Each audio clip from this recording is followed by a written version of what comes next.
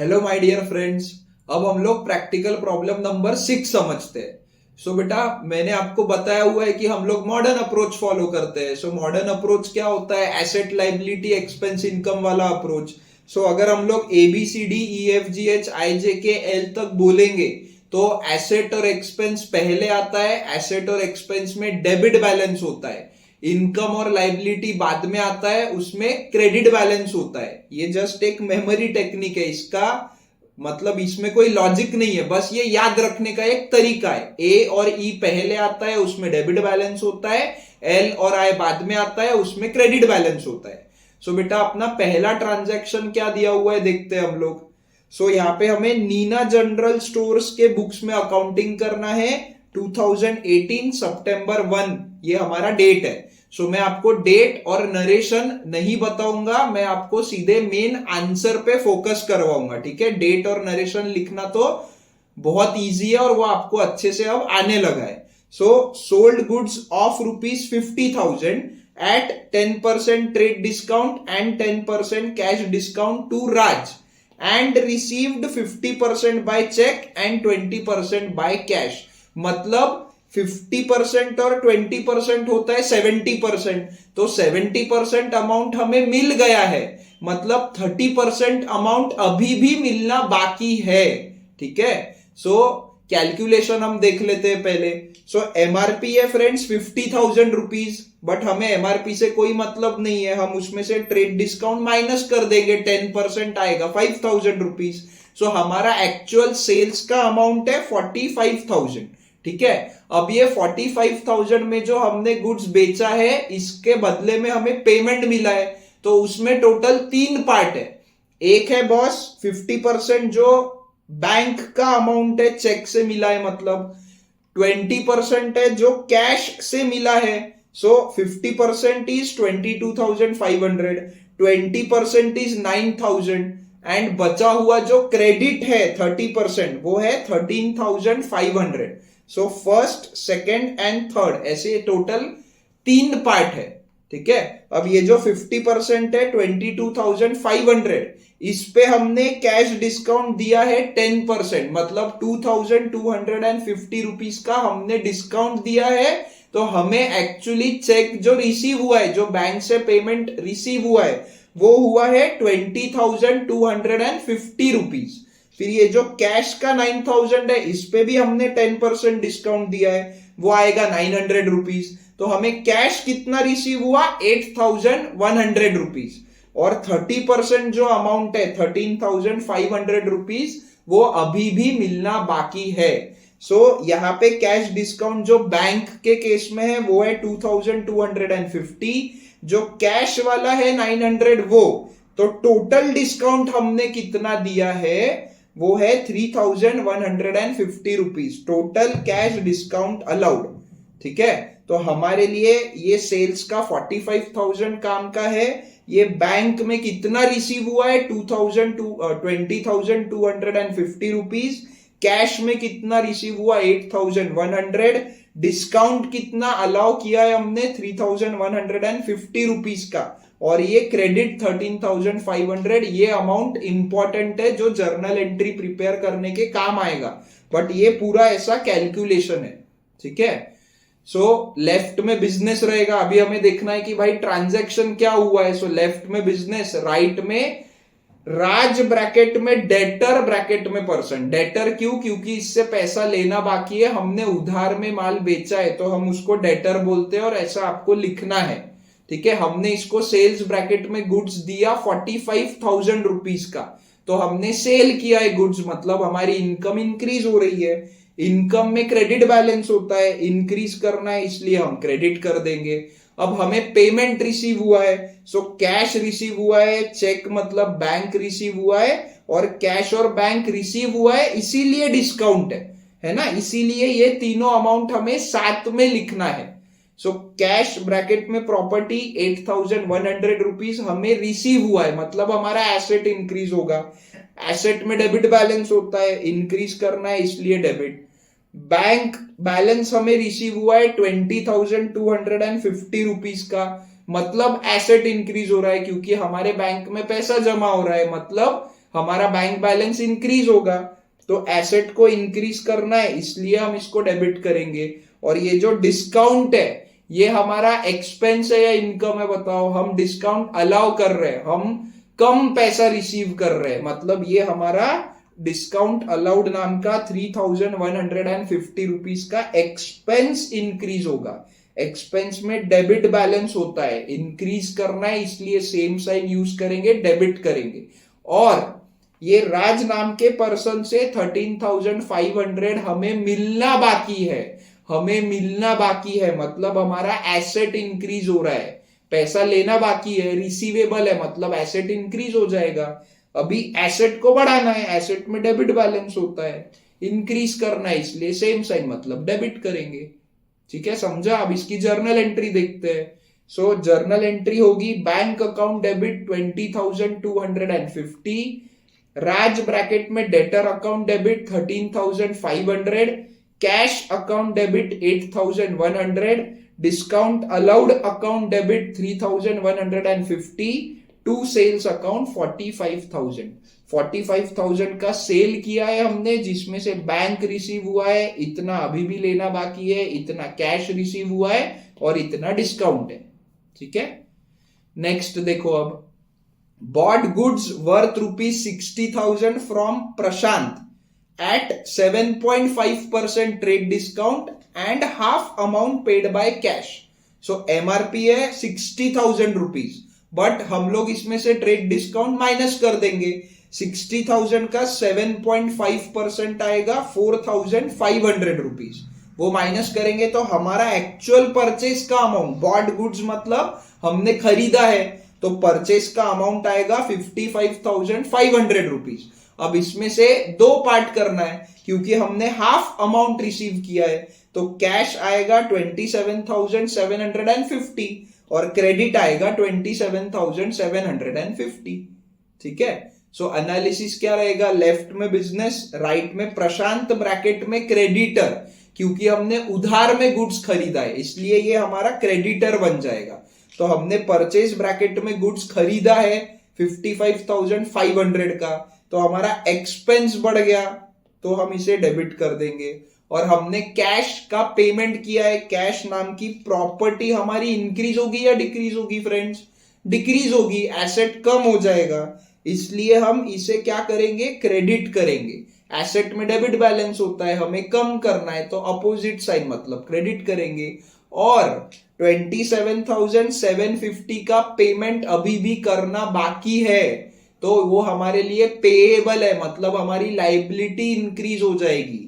Liability में credit balance होता है, इंक्रीज करना है इसलिए सेम साइन हम क्रेडिट करेंगे। सो जर्नल एंट्री होगी purchase account debit 55,500, to cash account 27,750, to Prashant bracket में क्रेडिटर अकाउंट 27,750 रुपीज। नेक्स्ट देखो, अब returned goods worth ₹550 to Prashant. ठीक है, तो हमने इसको अज्यूम किया है कि ये हमारा नेट अमाउंट है, 550 रुपए का गुड्स हमने प्रशांत को रिटर्न किया है। तो लेफ्ट में बिजनेस, राइट में प्रशांत, ब्रैकेट में क्रेडिटर, ब्रैकेट में पर्सन, हमने खरीदा हुआ गुड्स रिटर्न कर दिया, इसलिए परचेस रिटर्न ब्रैकेट में गुड्स लिखेंगे। हमने जो गुड्स परचेस किया है वो हमने रिटर्न किया, सो परचेस रिटर्न ब्रैकेट में गुड्स 550 रुपीज। हमने जब गुड्स परचेस किया था तब हमने एक्सपेंस को इंक्रीज किया था, अब हम वो गुड्स रिटर्न कर रहे हैं तो हमारा एक्सपेंस डिक्रीज हो जाएगा। ये बात अच्छे से समझो, हमने जब परचेस किया था तब हमने एक्सपेंस को इंक्रीज किया था, अब हम वो रिटर्न कर रहे हैं तो हम एक्सपेंस को डिक्रीज कर देंगे। एक्सपेंस में डेबिट बैलेंस होता है, कम करना है, इसलिए अपोजिट साइन मतलब क्रेडिट करेंगे। और ये जो प्रशांत है, ठीक है, इसको हमें पैसा देना बाकी है, हमारी लाइबिलिटी है। अभी हम गुड्स रिटर्न कर रहे हैं तो हमारी लाइबिलिटी बढ़ेगी या कम होगी? हमारी लाइबिलिटी कम हो जाएगी 550 रुपीज से। तो लाइबिलिटी में क्रेडिट बैलेंस होता है, हमें कम करना है तो अपोजिट साइन मतलब हम डेबिट करेंगे। इसी को एक और तरीके से समझना है तो वैसे ये आंसर ज्यादा सही है, बट कि भाई हमने इसको गुड्स रिटर्न कर दिया, बदले में कुछ नहीं मिला, मतलब लेना बाकी है, तो एसेट इंक्रीज हो रहा है, एसेट में डेबिट बैलेंस होता है, सेम साइन यूज करेंगे, इंक्रीज करना है इसलिए मतलब डेबिट करेंगे। तो आंसर आप कैसे भी सोचो आंसर वही आएगा, बट ज्यादा लॉजिकल है बॉस कि लाइबिलिटी कम हो रही है। तो जर्नल एंट्री होगी प्रशांत ब्रैकेट में creditor account debit to purchase return account, expense कम हो रहा है, लाइबिलिटी भी कम हो रही है। अब नेक्स्ट देखो क्या है, sold goods worth ₹90,000 to Ranveer on credit at 10% trade discount. MRP है 90,000, उसमें से ट्रेड डिस्काउंट 10% मतलब 9,000 हटा दो, तो हमने बेचा कितने का, 81,000 का। हमें एमआरपी से कोई मतलब नहीं है, हमने कितने में बेचा उससे हमें मतलब है। सो लेफ्ट में बिजनेस, राइट में रणवीर ब्रैकेट में डेटर ब्रैकेट में पर्सन। हमने इसको सेल्स ब्रैकेट में गुड्स दिया 81,000 का, सेल कर रहे हैं हम लोग, तो हमारा इनकम इंक्रीज होगा, इनकम में क्रेडिट बैलेंस होता है, हमें बढ़ाना है तो हम क्रेडिट कर देंगे।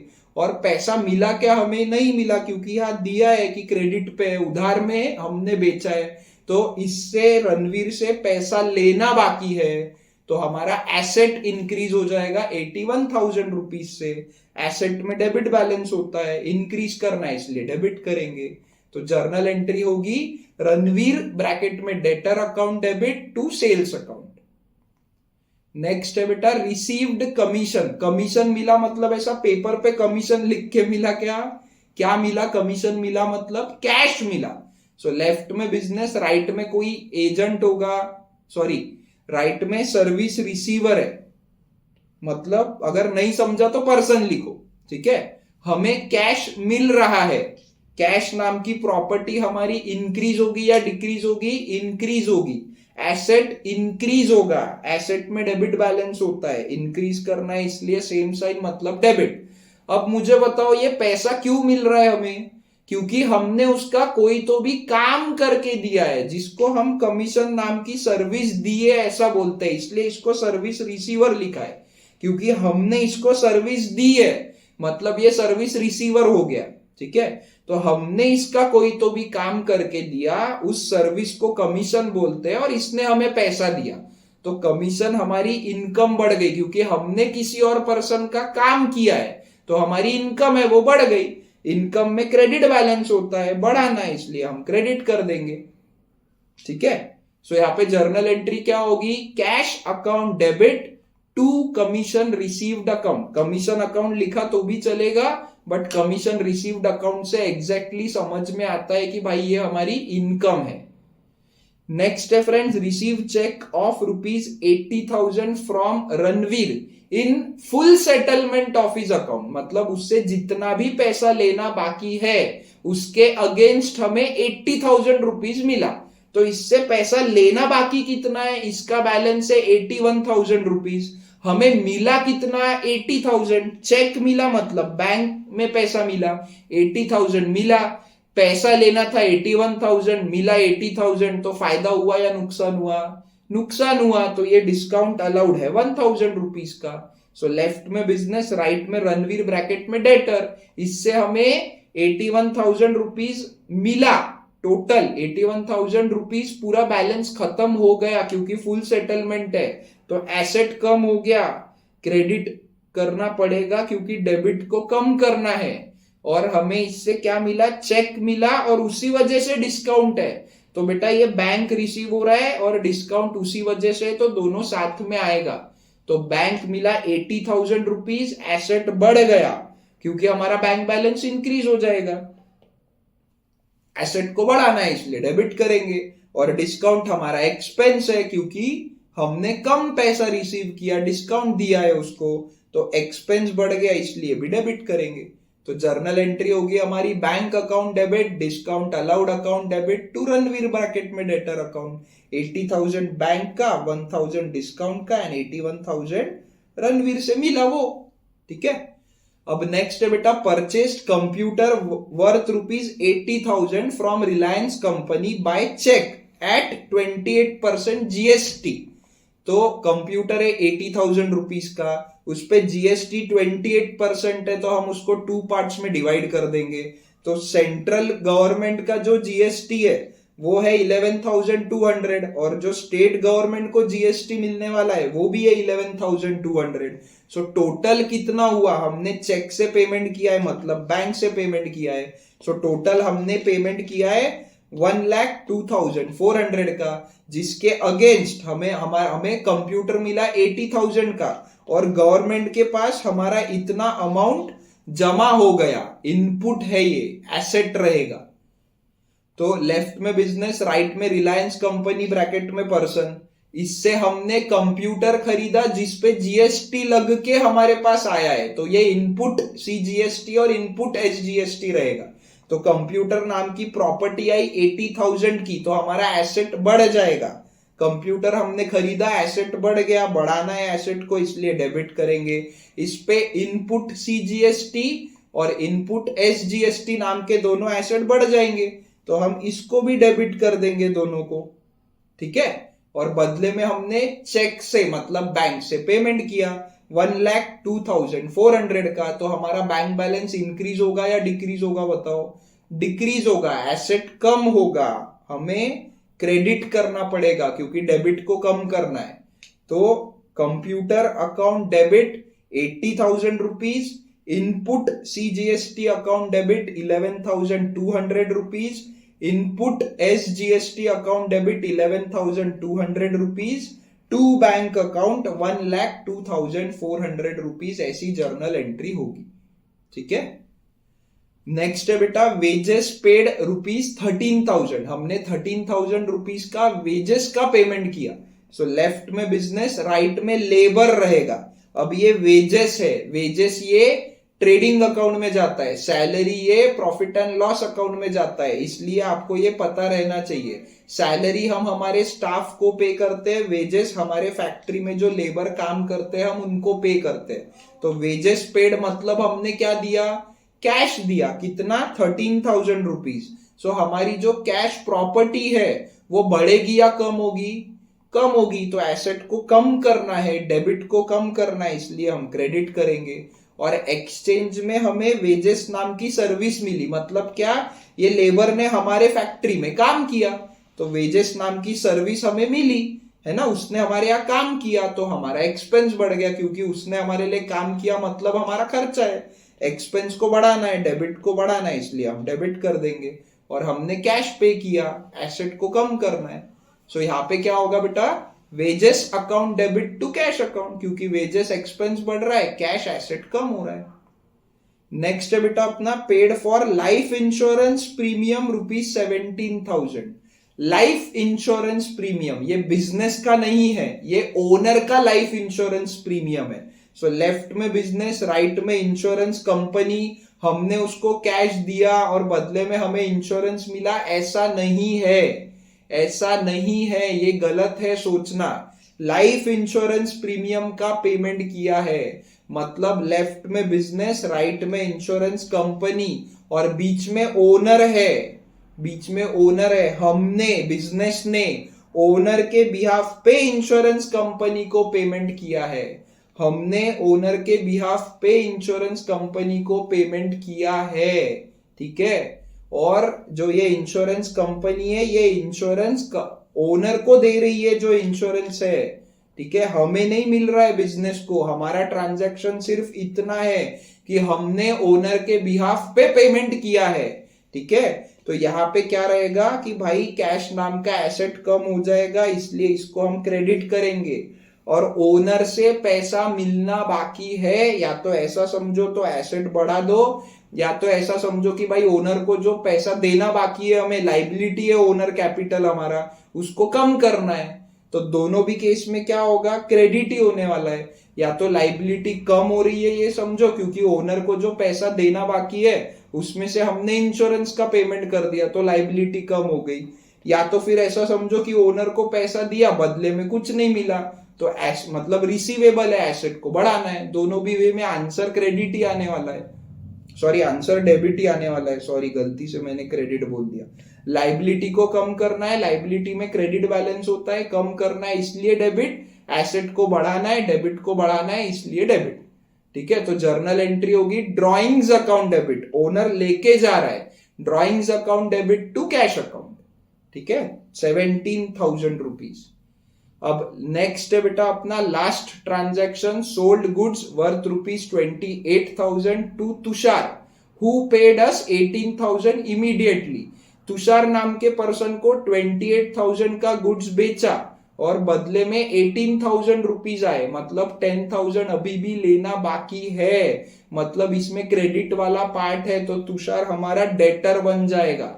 लेफ्ट में बिजनेस, राइट में तुषार, ब्रैकेट में डेटर, ब्रैकेट में पर्सन। हमने इसको सेल्स ब्रैकेट में गुड्स दिया, 28,000 का गुड्स बेचा, इनकम बढ़ गया, इनकम को बढ़ाना है इसलिए क्रेडिट करेंगे, ठीक है। और हमें पैसा मिला 18,000 रुपए मिला, सो एसेट बढ़ जाएगा क्योंकि हमारे पास कैश आ रहा है, इसलिए इसको हम डेबिट कर देंगे। अब 28,000 का सेल किया, 18,000 रुपीज मिला, मतलब 10,000 अभी भी लेना बाकी है, रिसीवेबल है हमारा, एसेट इंक्रीज होगा। एसेट में डेबिट बैलेंस होता है, इंक्रीज करना है इसलिए डेबिट करेंगे। तो एंट्री होगी cash account debit 18,000, Tushar bracket में debtor account debit 10,000, to sales account 28,000, ठीक है। और ये देखो आपको मैंने पूरा इसका डेट और नरेशन के साथ में एक समरी दिया हुआ है, तो आप आपके आंसर्स इससे चेक करो। और ऐसे हर पेज पे टोटल वगैरह सब आपको लिखना है। मेन आंसर में आपको, ये आपका मेन आंसर है जो मैंने पढ़ाया, वो तो वर्किंग नोट है, इसलिए आपके बुक्स में भी पहले यही दिया है, क्योंकि मेन आंसर हमारा है कि भाई जर्नलाइज द फॉलोइंग ट्रांजैक्शन, ये क्वेश्चन में दिया है, तो आपको सिर्फ आंसर में इतना ही लिखना है, बट वो वर्किंग नोट्स है हमारी, उससे क्या होता है आंसर गलत नहीं होता है।